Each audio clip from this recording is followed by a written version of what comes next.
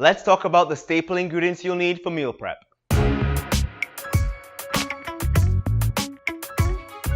So a few people have asked me to do a post addressing the question of staple ingredients for meal prep. So this is a bit of a tricky question to answer because it depends on a few things, including your nutritional needs, your diet, and even access. So I'll try to answer this question in broad strokes using 4 categories: spices, carbohydrates, proteins, and fats. I would show you my spice cabinet, but the way it's set up right now is kind of a mess, so I'm not going to do that, but I'll share with you the main spices I use on a weekly basis. Spices and herbs can transform a bland and boring piece of chicken breast and broccoli into an enjoyable experience. I always have black pepper either as whole peppercorns or in the ground black pepper form. For the whole peppercorns, you get a bit more flavor when you grind them fresh. For me, black pepper doesn't give me enough heat, so I always add cayenne pepper. You'll find that a lot of my recipes call for cayenne pepper or red pepper flakes to add some additional heat. Next is cinnamon. I always have cinnamon. This is such important stuff.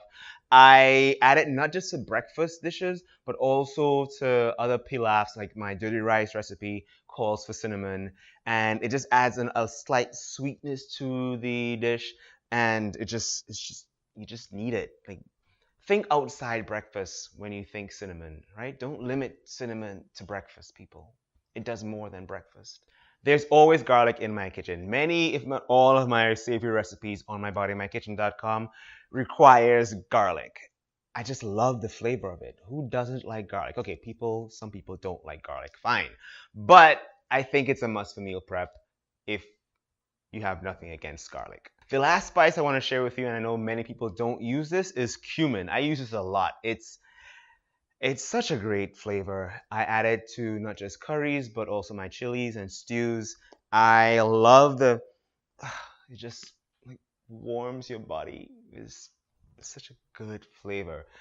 I will include a couple recipes that use cumin, so you could try it out if you're new to cumin, but I definitely recommend you having it in your cabinet.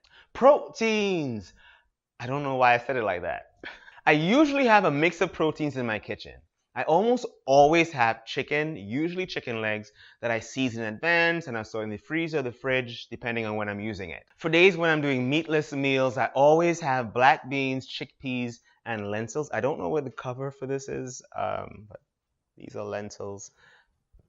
Lentils, people. They're great. Almonds are another great plant-based protein source, and they're very versatile. You can have them in salads, as a snack on their own. I even include them in rice sometimes. If you're pescatarian, you'll definitely want to have some fish options on hand. Salmon is very popular, but I tend to buy a lot more codfish and red snapper. Carbohydrates. Some diets call for lower quantities of carbohydrates than others, but I think we all can agree, regardless of diet, that the carbohydrates in green vegetables are good. I always have green vegetables in my fridge. It's usually spinach or broccoli, sometimes cabbage. I venture into kale for very specific things. If you're not on a super low carb diet, it'll be helpful for you to have whole grains as well. I tend to have a lot of brown rice and oats on hand. I don't have oats. I don't have oats in this hand right now, but they're in the kitchen.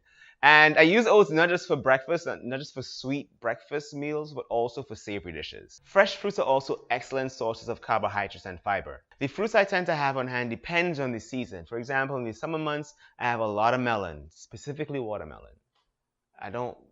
This cantaloupe thing is not okay. In the cold months, I tend to move towards apples and pears. But, you're grown, you could figure this out on your own. Have some fruit in your kitchen.